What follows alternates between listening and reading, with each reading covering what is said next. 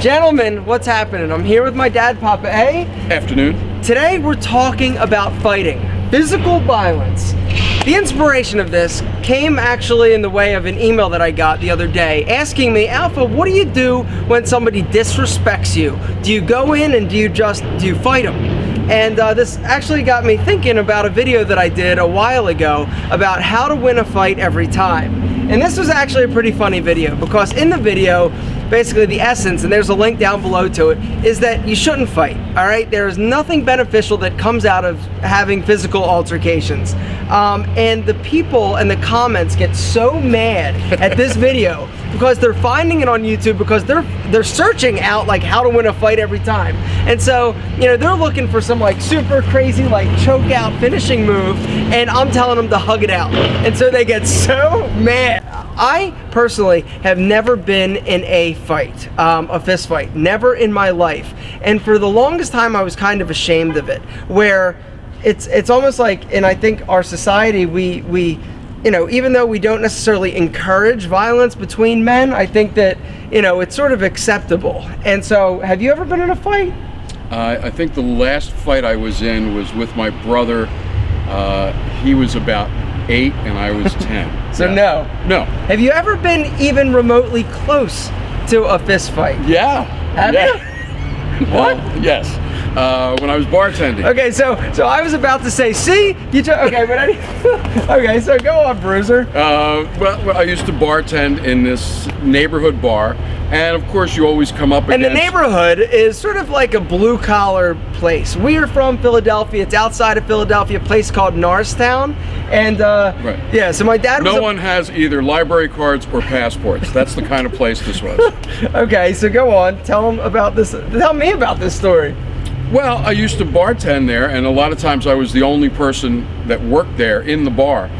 We would get very crowded, and typically, you know, even regulars, they would have a little too much to drink. You say, you know, come back another time, and that's exactly when somebody wants to pick a fight with you, especially if they don't really know you. But I even had people that knew me pretty well, and you know, so they immediately start calling me names, calling me out from behind the bar, you know, just, I mean, it's, you know. And I do know guys that really get off on that. Bartenders that would be like, oh yeah, I'll show you. And you don't strike me as a fighter. Not I. No, I would love it. So the way I used to handle it is I would pick up the phone and they'd be calling me name, and I would tell them, look, I've dialed 2 numbers on here.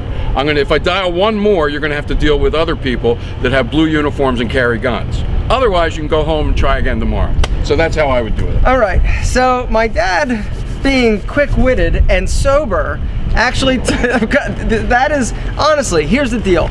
You think to yourself, when is the last time you have been even remotely close to a fight? Most of the time, I would imagine that it had something to do with alcohol. And this, for some reasons, you heard the term beer muscles. Well, it's everybody, well, not everybody, but a lot of people, when they find themselves in these situations, you know, they've had too much to drink. And somebody called me out and said that when we do that stammering, and somebody said that we do it on purpose. No, sorry. We're not that well choreographed, my friends. You want to be? Have you ever been in a fight? No. In fact, I was hoping that you're not going to get into a fight. I know. Hey, come over here. You keep talking. I almost had to get physical with a bystander, right? Yeah, you better keep walking. Fighting's dangerous. I mean, and stupid. It's really stupid. It really, I mean, I think it shows a lack of intelligence, a lack of willingness to, you know, negotiate with people, to talk. I mean, if somebody's that headstrong, just walk away. There's nothing beneficial that actually comes out of it. You might feel better temporarily. I wouldn't even know. Like I said, I've never been in a fight. I would lose, so I wouldn't feel better. Exactly. There are better options. Communicate. Communication's good. Yes. Communication's great, gentlemen.